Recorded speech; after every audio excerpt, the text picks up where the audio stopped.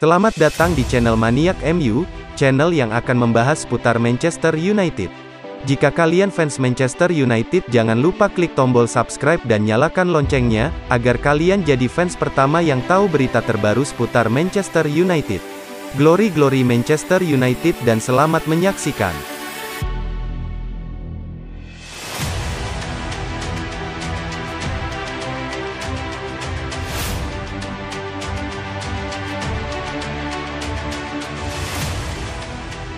Lima prioritas untuk CEO baru MU dari puing-puing masa jabatan Ed Woodward.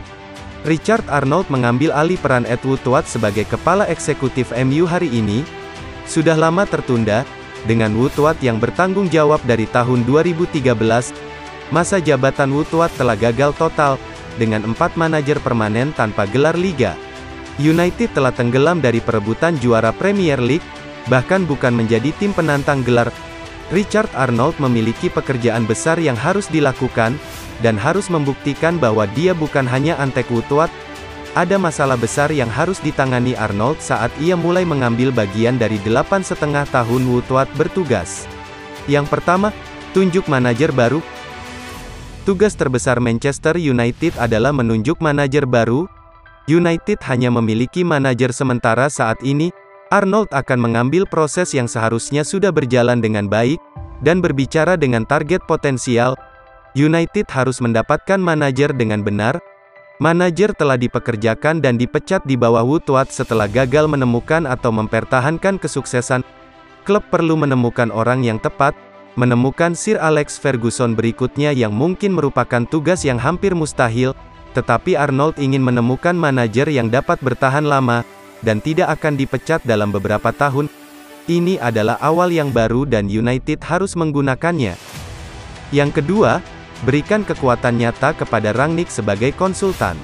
Ralf Rangnick dijadwalkan menjadi konsultan selama 2 tahun setelah masa jabatannya sebagai manajer sementara berakhir.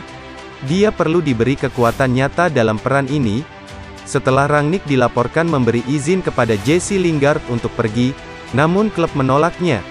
United harus menyerahkan keputusan sepak bola kepada Rangnick begitu dia menjadi konsultan, bersama dengan direktur sepak bola John Murtough. Arnold harus memberi Rangnick kebebasan dan kekuatan untuk membuat keputusan, bukan hanya rekomendasi yang akan diabaikan.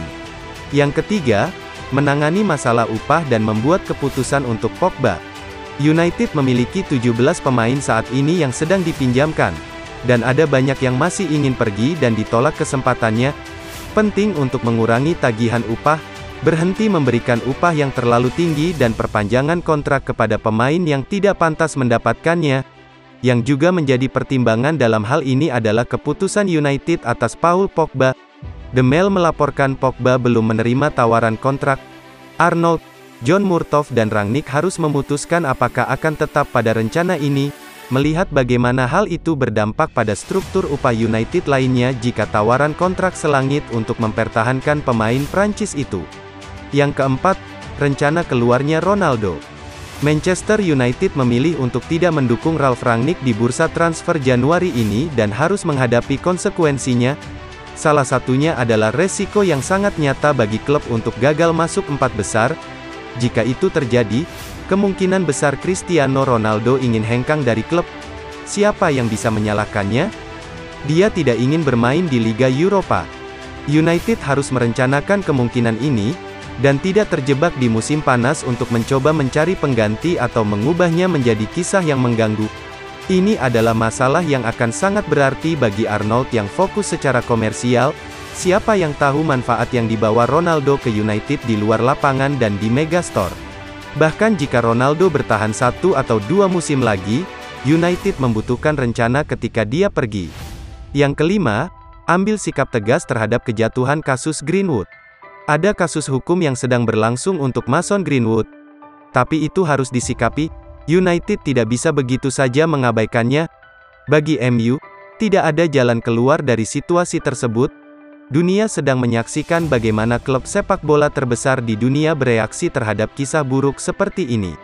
Jika United mendapatkan tanggapan yang salah, maka akan ada kemarahan publik dan media yang besar, dan mungkin bahkan lebih mengkhawatirkan pikiran komersial seperti sponsor akan mengungkapkan ketidaksenangan mereka dan bahkan mengancam untuk pergi.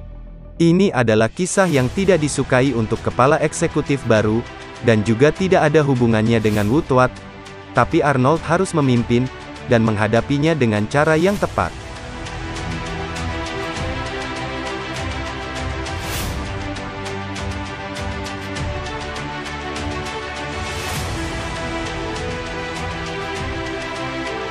Absennya Alex Telles bisa buat Alvaro Fernandes masuk skuad Piala FA.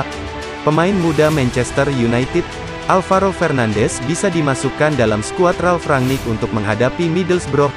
Pemain berusia 18 tahun itu belum melakukan debut seniornya untuk The Red Devils, tetapi dengan Alex Telles yang bertugas internasional dengan Brasil, pemain muda Spanyol itu bisa berada di bangku cadangan melawan tim championship tersebut. Pemain internasional Spanyol U19 itu terlihat berlatih di Carrington hari ini bersama anggota tim utama lainnya menjelang pertandingan Jumat malam melawan tim asuhan Chris Wilder. Setelah absen dalam 2 pertandingan terakhir sebelum jeda internasional karena cedera hamstring, Luke Shaw tidak terlihat berlatih. Sementara Ralf Rangnick kemungkinan akan memberikan pembaruan tentang kebugaran pemain internasional Inggris itu Kamis mendatang. Dengan Telles dan Fred sangat tidak mungkin untuk tampil, dan tanda tanya seputar kebugaran Shaw, prospek Fernandes setidaknya memiliki tempat di bangku cadangan terlihat meningkat. Meskipun Diogo Dalot bisa bermain sebagai bek kiri akan tergantung pada apakah Aaron Wan-Bissaka telah pulih dari cedera yang membuatnya absen dalam 3 pertandingan Liga Premier terakhir. Jika mantan pemain Crystal Palace itu fit untuk kembali, maka Rangnick dapat memilih untuk menempatkan Dalot di bek kiri dan Wan-Bissaka di bek kanan. Alvaro Fernandes akan siap untuk memulai debut tim utama pertamanya jika itu akan datang. Dari 22 penampilan untuk tim muda Nilwood di EFL Trophy, UEFA Youth League dan Premier League 2 musim ini, Fernandes mencetak 3 gol dan 4 assist. Fernandes telah menjadi pemain reguler dalam sesi latihan tim utama musim ini. Tidak dapat disangkal bahwa mantan pemain muda Real Madrid itu mengetuk pintu tim utama United, dan Alvaro Fernandes akan berharap bahwa kesempatan untuk tampil melawan Boro memberinya peluang terobos tim utama.